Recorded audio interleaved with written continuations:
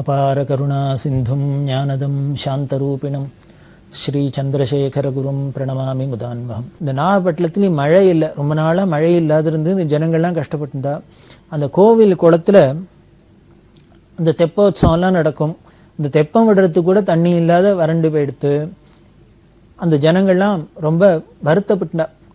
இத்தனை பெரிய குளத்தில் தெப்பத்துக்கு விடுறதுக்கு தெப்போத்சவம் பண்ணுறதுக்கு முடியாத தண்ணி இல்லாத இருக்குது அப்படின்னா பெரியவா என்னன்னா ஒரு நாளைக்கு இறங்கி போனால் அந்த குளத்தில் துளியூண்டு இப்படி குட்டை மாதிரி தேங்கி கிடக்கு. மழை தண்ணி தேங்கினாப்பில் அதில் தேங்கியிருக்கு. அதில் போய் பெரியவா இறங்கி நின்றுண்டு காலை வச்சுட்டு ஜபம் பண்ணினா ஆகாசத்தை பார்த்துட்டே ஜபம். கொஞ்ச நேரம் தியானம் பண்ணிட்டு ஜபம் பண்ணிட்டு மேலே ஏறினாலோ இல்லையோ, எங்கேருந்து தான் மேகம் வந்தது, எப்படி தான் மழை கொட்டிதுன்னு தெரியல. அந்த குளம் ஃபில்லப் ஆகி தெப்போத்சவம் பண்ண முடியுமா ஆயிடுத்து. இதை பார்த்து இந்த செல்லம்மா அப்படின்னு இந்த ஒரு அம்மா நூறுணி அனந்தகிருஷ்ணா அந்த அம்மா சொல்லுவோம், கண்ணால் பார்த்துன்னு பெரியவா போய் காலை வச்சு அந்த கட்டவரில் அந்த தண்ணியில் நினச்சிண்டு இவ ஆகாசத்தை பார்த்துன்னு ஜபம் பண்ணினா என்ன பண்ணினான்னு தெரியாது. ஆனால் உடனேயே மழை வந்துடுத்து. அதுக்கு அந்த அம்மா வியாக்கியானம் பண்ணுவோம், என்ன பண்ணியிருப்பா, இந்திரனை கூப்பிட்டு ஆர்டர் போட்டிருப்பா, மரியாதையே மழை பெய்ய போறியா இல்லையான்னு அவனுக்கு ஆர்டர் போட்டிருப்பா. இதுதான் அவள் ஜபம் பண்ணணும், இவள் தியானம் பண்ணணும் அப்படின்பா. அப்படி இல்லாமல் அந்த காலத்துலேயும் நடந்திருக்கு. அதை போல தான் நீங்கள் இந்த வேணி பிராபுரத்துலேயும் பெரியவா இங்கே ஜபமும் ஒன்றுமே பண்ணலை. அந்த உள்ள காலை எடுத்து வச்சோடனே எல்லையில் வந்தோடனே பாதம் போட்டோடனே மழை கொட்ட ஆரம்பிச்சுடுத்து. அதுக்கப்புறம் அங்கேருந்து குடித்தினிங்கிற இடத்துக்கு வந்தால் அந்த குடித்தினியில் நித்யானந்த சுவாமி மடம் அப்படின்னு ஒரு இடம். அங்கே ஒரு நித்யானந்தர் அப்படின்னு ஒரு பெரிய மகான் இருந்திருக்கிற அவரோட மடம். அந்த நித்யானந்த சுவாமி மடத்தில் தங்கியிருந்தா. பக்கத்தில் அது ஒரே ஹரிஜன காலனி. இந்த ஹரிஜன காலனிக்கு நடுப்புற இந்த மடம் இருக்குது, அதில் தங்கியிருந்தா. அந்த குடித்தினியில் இருக்கிறதே பெரியவாள்கிட்ட காசி கண்ணன் அப்படின்னு கைக்கிரம் பண்ணியிருந்தார். அப்புறம் என்ஃபீல்டில் உத்தியோகமாக இருந்தார், கோழைக்கால் தியாகராஜன் அப்படின்னு. இந்த ரெண்டு பக்தா இவாள்லாம் பெரியவாளோட யாத்திரையில் கூட போனவா. இவா என்ன பண்ணா பக்கத்தில் ஒரு ஓடுறது, அதில் ஸ்நானம் பண்ணிட்டு வரலான்னு இவருடைய இடத்துல கிளம்பி போயிருக்கா. இவா ரெண்டு பேரும் போயிட்டு வந்தால் அது பெரிய ஹைவேஸ் நடுப்புற ரோடெல்லாம் இருக்கும், ஒரே டிராஃபிக்காக இருக்கும். இப்போ தான் எல்லா இடத்துலையும் பிரமாதம் ரோடெல்லாம் போட்டு இந்த பக்கம் போகிற வழி அந்த பக்கம் வர வழி இதெல்லாம் வச்சுருக்கா. அந்த காலத்தில் 78 ஒரே ஒத்தடி பாதை மாதிரி இருக்கும். பெரிய ஹைவேஸ் எல்லாமே ஒன்றும் அகலம் இருக்காது. அதில் பல லாரி போயின்னு இருக்கும், அது போயின்னு இருக்கும், இது போயின்னு இருக்கும். இவா குளிச்சுட்டு வரத்தை பார்த்தா அப்படி அந்த இருட்டில் தெரியல போல இருக்கு. அப்படி லாரி மேலே மோதுற அளவுக்கு வந்துடுத்து. எதேச்சியாக அவள் பார்த்துட்டு அந்த நகர்ந்துனுட்டா லாரி போயிடுத்து. இவாளுக்கு அந்த பயம் பீதி வந்துடுத்து. ஒரு நிமிஷத்தில் உயிர் தப்பிச்சோம், இல்லைன்னாக்க நாம் ரெண்டு பேரும் இந்த ரோட்லேயே க்ளோஸ் ஆகிருக்கலாம் அப்படின்ட்டு உடனே வந்து அப்புறம் பெரியவாள்கிட்ட சொல்லி, நல்ல வேலை ஒரு நிமிஷத்தில் நாங்கள் உயிர் தப்பிச்சோம், இல்லையா நாங்கள் லாரியில் மாட்டுன்னு போயிருக்கலாம். பெரியவா அனுகிரகம், பெரியவா கைங்கரியம் பண்ணணும்னு பாக்கியம் இருக்கே, பெரியவா விட்டுருவாளா? இது மாதிரி ரிஸ்கெல்லாம். ஏன்னா இதை எதுக்கு சொல்கிறேன்னு அப்படின்னா, பெரியவா யாத்திரை பண்ணிட்டு போகிறதே ராத்திரியில் நடந்திருக்கா, வெடிகாரத்தால் நடந்திருக்கா. வெடிகாரத்தில் 3 மணிக்கெலாம் எந்த நடக்க ஆரம்பிச்சிருவா. எல்லாம் இருட்டு தான். ஹைவேஸ்லாம் என்ன தானே ஸ்ட்ரீட் லைட் இருக்குமா, ஒன்றும் இருக்காது. லாரி டிராஃபிக் இருக்கும், பஸ் போகும், என்னெல்லாமோ டிராஃபிக்லாம் இருக்கும். இத்தனைக்கும் நடுப்பற தாண்டின்னு தான் போயிருக்கு. எவ்வளவு ரிஸ்க்கு. ஆனாலும் ஒன்றும் ஆகலை, ஒரு அசம்பாவிதம் நடக்கலை. இப்படி இல்லாம தான் வந்திருக்கு. அப்படின்னா காரணம் சத்தியசந்தனான சர்வேஸ்வரன பெரியவா அதை லீட் பண்ணிட்டு போகிறதுனால அவளோட சந்நிதி விசேஷம் எல்லாரையும் காப்பாற்றுறது. அப்படி இந்த குடித்தினி அப்படிங்கிற இடத்த கேள்விப்பட்டோன்னே இந்த நிகழ்ச்சி ஞாபகம் வந்தது. அப்படி குடித்தினியில் இருந்துட்டு பெரியவா தோர்ணக்கல் அப்படிங்கிற இடத்துக்கு வந்தா. இந்த தோர்ணக்கல் ரொம்ப பிரசித்தமான இடம். அந்த தோர்ணக்கல்லை வரத்தே ஒரு கார் ஷெட்டில் பெரியவா தங்கியிருக்கா. இந்த தோர்ணக்கல் வந்தாக்க அப்போ என்ன ஆச்சு அப்படின்னு, மொரார்ஜி தேசாய் அப்படின்னு பிரதம மந்திரியாக இருந்தார். அவர் பெரியவா தரிசனத்துக்கு வரணும் அப்படின்னு ஆசைப்பட்டு பெரியவா தரிசனத்துக்கு வந்தார். இன்னும் பல பேர், பல தலைவர், அரசியல் தலைவர்கள்லாம் வந்து தேவராஜர்ஸ் முதலான பலர்லாம், பாராமச்சந்திரன் முதலானவெல்லாம் இந்த மொரார்ஜி தேசாயோட வரா. மொரார்ஜி தேசாயை பற்றி சொல்லணும் அப்படின்னா ரொம்ப ஸ்ட்ரைட் ஃபார்வேர்டு, நேர்மையானவர், தீவிரமான காந்தியவாதி. அவர் ரொம்ப டஃப் மேன். எதையும் அதிகமாக நம்பியுமே ஒன்றும் பண்ண மாட்டார். ஆனால் பெரியவாள்கிட்ட ரொம்ப அசாத்திய பக்தி. இந்த தோர்ணக்கல்ல வந்து பெரியவாளை தரிசனம் பண்ணி இந்த கார் ஷெட்டில் ஒரு பெரிய பிரைம் மினிஸ்டராகவெல்லாம் வர அப்படின்னா பெரியவாளை எங்கே வந்தால் பெரியவா எங்கே இருக்காளோ மாட்டுக்கொட்டாயிலையோ இனிமேல் கார் ஷெட்லேயோ இடிஞ்ச இடத்துலையோ மண்டபத்தில் எதுவாக இருந்தாலும் சரி, இனிமேல் யார் வரவாளோட முக்கியத்துவத்தை வச்சுன்னு பெரியவா அதுக்காக ஒன்றும் பெருசாக இம்பார்ட்டன்ஸ் கொடுக்க மாட்டா.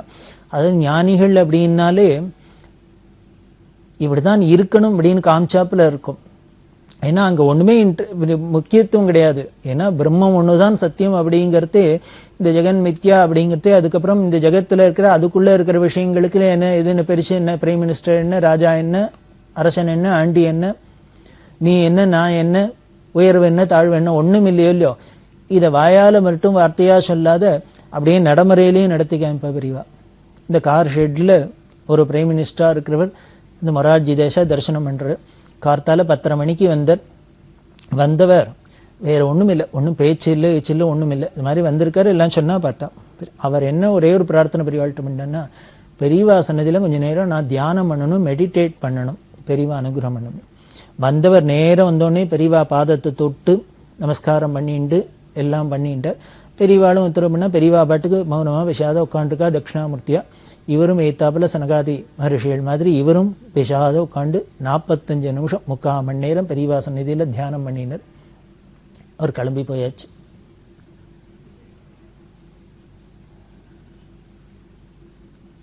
இது அவரோட பக்தியோட வலிமையை காமிக்கிறது. எதுக்கு வரணும் பெரியவா சந்நிதிக்கெல்லாம் போனால் என்ன பண்ணணும்? நமக்கு இனிமேல் மெட்டீரியலிஸ்டாக லௌகீகமான விஷயங்களை பேசுறதுக்கு கேட்கறதுக்கு அங்கே போகணும். இந்த லௌகீகெல்லாம் மறக்கிறதுக்கு நம்மளை விடுறதுக்கு தான் அந்த சந்நிதி வேணும். அப்படிதான் இங்கே மொரார்ஜி தேசாய் இந்த தோரணக்கல்ல பெரியவாளை தரிசனம் பண்ணிட்டார். அதுக்கப்புறம் பெரியவா தாரா நகரம் அப்படிங்கிற இடத்துக்கு ராத்திரி ஸ்டே பண்ணுறதுக்கு வந்துட்டா. அந்த தாரா நகரத்தில் வரத்தே பேருக்கு ஏத்தாப்புல என்ன ஒரே தாரையாக அந்தர்தாரையாக கொட்டுறது, கடுமையான மழை. அந்த தாரா நகரத்துக்கு வந்தா அப்போது என்ன பண்ணார், ஷாண்டூர் மகாராஜா, இந்த மொரார்ஜி தேசாய் வரத்தே ஷாண்டூர் மகாராஜாவும் அங்கே கூட வந்துட்டார். ஷாண்டூர்னு அங்கே பக்கத்தில் ஒரு சம்ஸ்தானம், அந்த சம்ஸ்தானத்துக்கு ராஜாவாக இருந்தவா. அதுக்கப்புறம் எம்பி முதலான பதவிகள் எல்லாமே இருக்கிறவா. பெரிய ராஜவம்சம். பெரியவாள்கிட்ட அப்படி ஒரு பக்தி.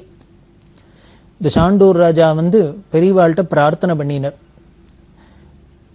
தோரணகல் வந்துட்டா, தாரா நகரம் வந்துட்டா, பக்கத்தில் தான் ஷாண்டூருக்கு. பெரியவா ஷாண்டூருக்கு வரணும், ஷாண்டூருக்கு வரணும் அப்படின்னு விஜயம் பண்ணணும் பிரார்த்தனை பண்ண பெரியவா ராஜாட்ட கேட்குறா, நான் உங்கள் ஊருக்கு வரணும்னா நான் ஒன்று கேட்பேன், வாங்கி கொடுத்தா வருவேன். இந்த குழந்தைகள்லாம் சொல்லுமே, நான் படிக்கணும்னா இதை வாங்கி கொடுக்கணும், அதை வரணும், அது மாதிரி குழந்தை மாதிரி பெரியவா கேட்குறா ராஜாட்ட, உங்கள் ஊருக்கு வரணும்னா நான் ஒன்று கேட்பேன், இதை வாங்கி கொடுத்தீங்கன்னா வருவேன்னு. ராஜா காத்துன்னு இருக்க, எதை வேணாலும் கேட்கட்டும் கொடுக்குறேன், பெரியவா பாதம் பட்டா போகிறோம் வரணும் அப்படின்னு. என்ன கேட்க போகிறாளாக்குன்னா பெரியவா கேட்டது என்ன தெரியுமோ, தன் கூட இருக்கிற 5-6 பேரை காமிச்சு இவாளுக்கெல்லாம் காலுக்கு என்னோட நடந்து வரா, ரொம்ப சிரமப்படுறா, அதனால் அவளுக்கு ஆளுக்கு ஒரு ஹவாய் செப்பல் வாங்கி தரையா அப்படின்னு. கூட வந்த 6 பேருக்கு ஹவாய் செப்பல் வாங்கி கொடுத்தீங்கன்னா நான் உன் ஊருக்கு வரேன் அப்படின்னு. நாமளாக இருந்தால் என்ன கேட்போம், உங்கள் ஊருக்கு வரணும்னா எனக்கு எத்தனை ரூபா தருவேன், எத்தனை லட்சம் தருவேன், என்ன காணிக்க தருவேன் அப்படின்னு தானே நாம் கேட்போம். ஆனால் பெரியவா கேட்குறது என்னென்ன, தன்னோட கூட கைங்கரியம் பண்ணுறவாளுக்கெல்லாம் பாதம் நோக நடந்து வரா அப்படிங்கிறதுனால தாயிற் சிறந்த தயாவான தத்துவம், இவாளுக்கெல்லாம் ஒரு ஹவாய் செப்பல் வாங்கி கொடுத்தா நான் உன் ஊருக்கு வரேன் அப்படின்னு. ராஜா நிஜமாவே ஆச்சரியப்பட்டு போயிட்டார். என்னமோ கேட்க போகிறாளுக்கும் ஏதோ கேட்க போகிறாளுக்கும் அப்படின்னா பெரியவா இதை கேட்குறா அப்படின்னு. அவர் உடனே வாங்கிட்டு கொடுத்துட்டார். மறுநாளைக்கு கிளம்புறா. கிளம்பினா வெளியில் வந்தாச்சு. பார்த்தா இந்த ஏகாம்பரம் முதலான பக்தாள்லாம் ஒருத்தரும் காலில் பாதுகை போட்டுக்க, ஒன்றும் செருப்பு போட்டுக்கல. ராஜா கொடுத்தாரோலே ஏன் போட்டுக்கல அப்படின்னா, அவள்லாம் சொன்னால் பெரியவாளோட இப்போ கூட நடந்து வரத்தே யாரானு செருப்பு போட்டுன்னு நடந்து வர முடியுமா, அதனால எங்களுக்கு அப்படி பழக்கமும் இல்லை, சங்கோஜமாக இருக்குது, போட்டுக்க மாட்டோம் அப்படின்னா. உடனே பெரியவா என்ன பண்ணுறான், இவர் நீங்களாம் செருப்பு போட்டுன்னு என்னோட நடந்து வரதான் தான் நான் இனிமேல் ஃபர்தராக கண்டினியூ பண்ணுவேன், இல்லையா இந்த இடத்த விட்டு அசைய மாட்டேன். அந்த வழியெல்லாம் பார்த்தீங்கன்னா ரொம்ப இப்போ போனால் கூட அப்படி ஒரு கரடு மட்டாக இருக்கும். பல ரோடெல்லாம் இருந்தால் கூட இந்த பெல்லாரியிலேருந்து ஆரம்பித்து பல இடங்கள்லாம் அந்த அயன் ஓர் மைன் இருக்கிறதுனால, சுரங்கம் இருக்கிறதுனால அந்த சுரங்கத்துலேருந்து அதில் அந்த தாது பொருள்லாம் வெட்டி வெட்டி வெட்டி லாரி டிராஃபிக் எக்கச்சக்கமாக இருக்கும். ராப்பகல லாரி போயிட்டே இருக்கும். இப்படி டிராஃபிக் ஹெவி டிராஃபிக் இருந்ததுனால ஒரே செக்கச்சவேன்னு மண்ணாக இருக்கும், புழுதியாக இருக்கும், அப்படியே கல்லுன்னா சரள சரள சரளையாக கல் நடந்து போகிறதுக்குள்ளே சிரமமாக தான் இருக்கும். எப்படிதானும் கூட இருக்கிறவாள்லாம் போனாலோ தெரியாது. நிஜமாவே ஆச்சரியம்தான். பெரியவா அது பிரம்மஜானி மகா தபஸ்வி ஜிதேந்திரியன், இந்திரிய நிகிரகம் பண்ணவா அவள் எப்படி போனால் போகலாம். ஆனால் கூட போகிறது அப்படிங்கிறது எவ்வளோ பெரிய கஷ்டமாக இருக்கும். அப்படி தான் போனான் அவள். ஆனால் அப்படி போனால் கூட பெரியவாளும் எப்படி கரிசனத்தோடு பண்ணுறா அப்படின்னு தெரியுது. அதனால் செருப்பை போட்டு நடந்து வந்தேன்னா என்னோட கூட வரலாம், இல்லையா நானும் இப்போ நடக்க மாட்டேன் அப்படின்னு சொல்ல பெரியவாளோட நிர்பந்தத்துக்காக அவள்லாம் இந்த செருப்பு போட்டு நடந்து போக பெரியவா ஷாண்டூருக்கு விஜயம் பண்ணினா. இந்த தாரா நகரத்திலேருந்து ஷாண்டூர் வரைக்கும் ராஜா என்ன பண்ணியிருந்தார், இவாளுக்கு நடந்து வர அந்த சிரமம்லாம் தெரியாத இருக்க பிரமாதமாக பஜனை கோஷ்டிலாம் இந்த கர்நாடகாவில் இந்த பஜனை கோஷ்டியில் ரொம்ப அபூர்வமாக இருக்கும். அதுவும் இந்த கிராமிய கலை மாதிரி அவளுக்கு இந்த பஜனையெல்லாம் ரொம்ப, இந்த ட்ரூப்பெல்லாம் ரொம்ப நல்லா இருக்கும். இவெல்லாம் ஆரவாரத்தோடு பிரமாதமாக சந்தோஷமாக பஜனை பண்ணிட்டு வர ராஜா ஷாண்டூர் மகாராஜா யுவராஜா எல்லாரும் கூடவே நடந்து வர பெரியவா ஷாண்டூருக்கு விஜயம் பண்ணா. அந்த ஷாண்டூரில் யுவராஜா அரண்மனைக்கு ஏற்றாப்புல சிவன் கோவில் இருக்குது. அந்த சிவன் கோவிலில் வந்து தங்கினா. அந்த சிவன் கோவிலில் வந்து இருக்கிறதே பக்கத்தில் ஒரு மலை, அந்த மலை மேலே குமாரசுவாமி அப்படிங்கிற கோவில், ரொம்ப உயர்ந்த க்ஷேத்திரம். அதுக்கு அந்த குமாரசுவாமி மலையில் அந்த போய் அவசியம் பார்க்க வேண்டிய இடம். அந்த குமாரசுவாமி மலைக்கெல்லாம் பெரியவா போயிட்டு வந்தால் அப்போ நவராத்திரி வந்துடுத்து. அந்த நவராத்திரியை மேலேயே வச்சுக்கலாம் குமாரசுவாமி இடத்துல. ஏன்னா அங்கே அம்பாள் சந்நிதி இருக்குது, அம்பாள் முருகன் 2 பேரும் இருக்கா, அங்கேயே வச்சுக்கலாம். அப்படின்னா அங்கே ஒரே குழுவராக இருந்தது. இந்த கூட போனவாளுக்கெல்லாம் சிரமமாக இருந்தது. அதனால் பெரியவா திரும்பி ஷாண்டூருக்கே வந்து நவராத்திரி உற்சவத்தை கொண்டாடினா. இந்த நவராத்திரி உற்சவத்தை கொண்டாண்டு ஷாண்டூரில் இருக்கா. அதுக்கப்புறம் தொடர்ந்து என்ன இருக்குங்கிறத பார்க்கலாம்.